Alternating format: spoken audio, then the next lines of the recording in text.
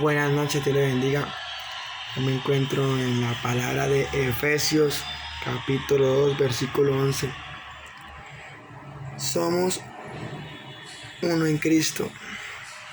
Recuerde que ustedes no nacieron como judíos, quienes se llamaron a sí mismos circuncidados, y los llamaron a ustedes no circuncidados, pero la circuncisión es solo alguno que ellos se hacen en el cuerpo.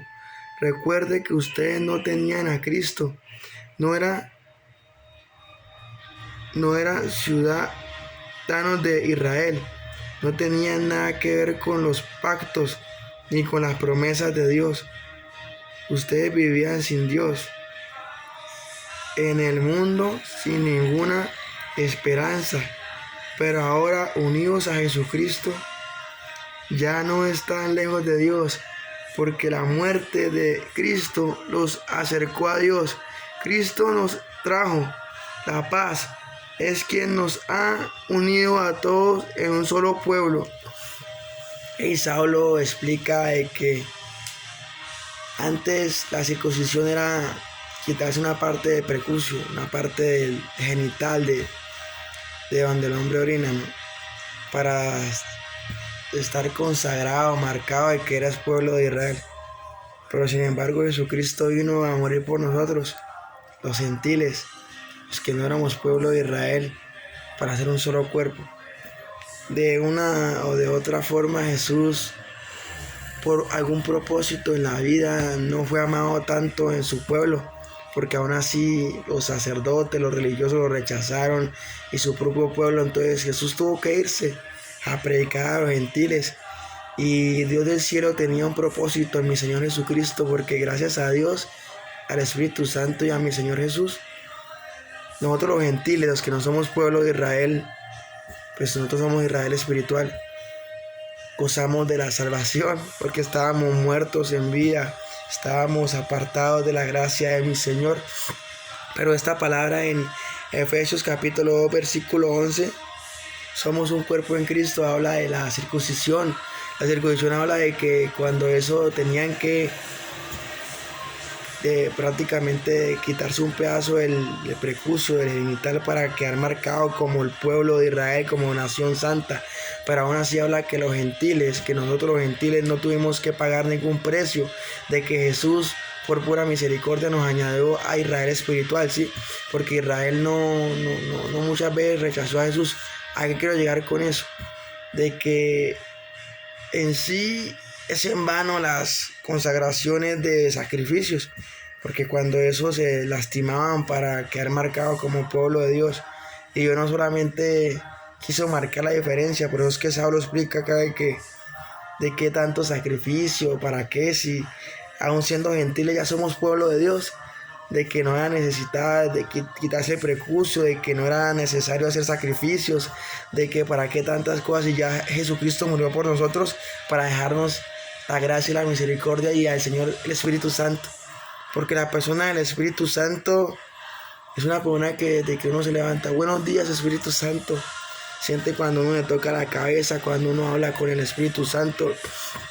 Y a pesar de la multitud de errores que tenemos como seres humanos, el Espíritu Santo está a toda hora aconsejándote, direccionándote, hablándote. Por eso es que cada vez que tú hablas o llevas una palabra, y gracias a Dios, tienes una saeta en la lengua. ¿Qué significa saeta? Una flecha. De que una palabra, un versículo descifra un código espiritual, y esa palabra de parte de Dios te puede sacar de estupores mentales, de conformismo. Porque cuando tú llegas a un conformismo, el conformismo te estanca. Duermes hasta tarde, comes hasta tarde, ya no predicas, ya no trabajas, ya no estudias, te entra una pereza, ya no te quieres bañar, ya no te quieres cepillar, te conformaste con el sueldo mínimo que te ganaste, y el confort es dañoso. Por eso es que muchas veces Dios mandó a los grandes hombres de Dios al desierto. Mandó a Jesús, mandó a Moisés, mandó a Abraham, mandó a muchos, a David, mandó a Jacob al desierto, los mandó a José a la cárcel. ¿Para qué lo mandó Dios de Israel así allá Jehová? Para sacar de su zona de confort, para estallar su mejor versión de cada uno de ellos, para mostrar sus dones, sus talentos, para que José aprendiera a trabajar sus discernimientos allá. Solamente fue un propósito de Dios lo que pagó con sus hermanos. No es de que sus hermanos lo vendieron porque le tenían envidia. Sí, Dios puso envidia en el corazón de ellos, pero en sí era a propósito de Dios que José fuera a ese lugar para que aprendiera a manejar mayordomía y llegara a ser un rey de Egipto. En sí Dios siempre quiso que David sufriera. ¿Para qué? Para que tuviera ese carácter, para que llevara su pueblo. Y aún así lo que más quería Dios era el corazón de David, porque David era un salmista, un adorador. Era el hombre que amaba a Dios, a pesar de que David tenía sus concubinas, sus esposas. Ni Salomón amó tanto a Dios.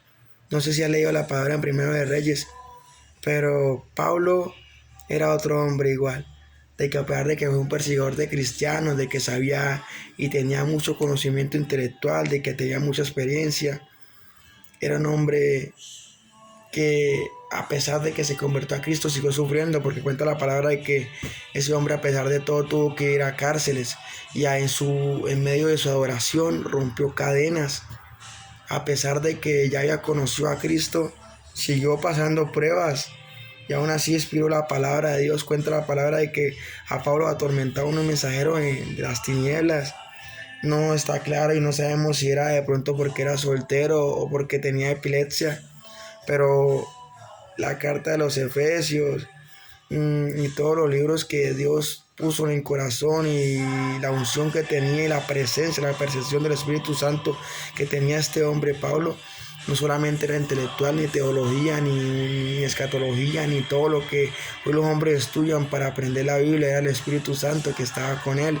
Pero es que él explica de que él no vino a terceversar Jesucristo, ninguno de sus mandamientos de Moisés, sino que no a afirmarlos, porque es imposible que un hombre se someta a tantas leyes sin tener el dominio propio del cuerpo, autonomía, dominio propio.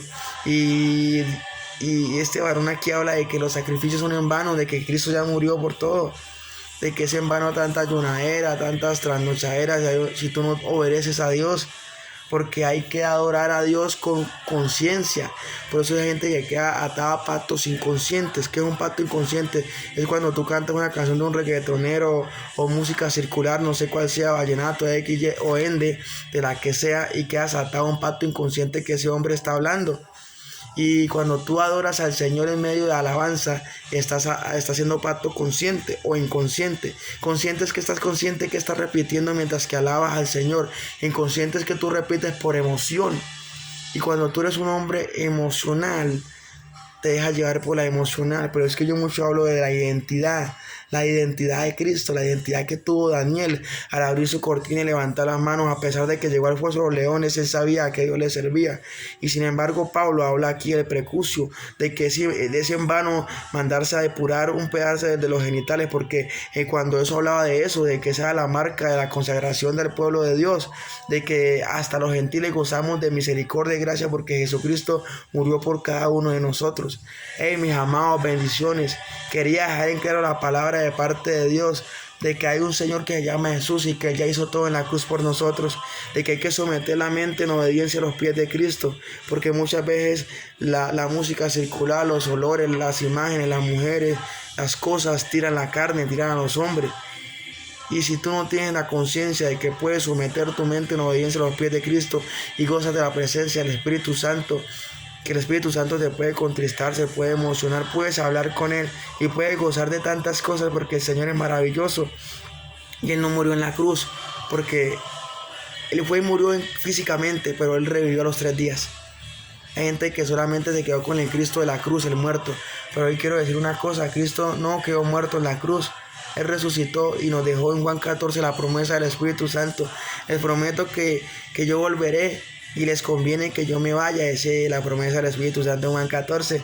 Porque no solamente murió en una cruz, sino que Él murió para darnos vida y vida eterna, para dejar todo esto, gracia, y que ningún sacrificio de hombre, ningún Cristo en Semana Santa, ni que te pelen las rodillas a toda hora, porque eso ya es religiosidad, y el religioso solamente predica en su zona de confort, y el religioso solamente habla seguro en su zona de confort. Pero cuando es principado, potestad y huésped de maldad, el religioso empieza a temblar, porque la camisa no lo puede salvar porque el pantalón drill no lo salva, porque los zapatos mocasines de cuero que pongan no te salva.